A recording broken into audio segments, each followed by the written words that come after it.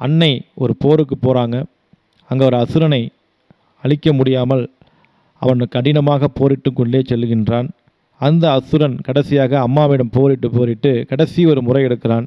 என்ன செய்கிறாங்க, கடைசியாக போய் மலக்கடல் என்று சொல்லக்கூடிய கழிவுகள் நிறைந்த ஒரு சேறு பகுதிக்கு உள்ளே போய் தன்னை ஒழித்து கொள்கிறான்.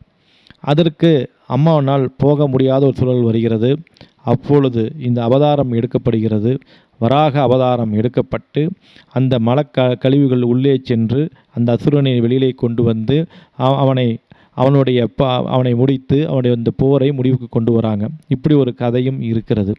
வாராகி அன்னை மிக அற்புதமான அழகு நிறைந்த தாய், வலிமை நிறைந்த தாய், சக்தி நிறைந்த தாய், கோபம் மிகுந்த தாய், குணம் நிறைந்த தாய்.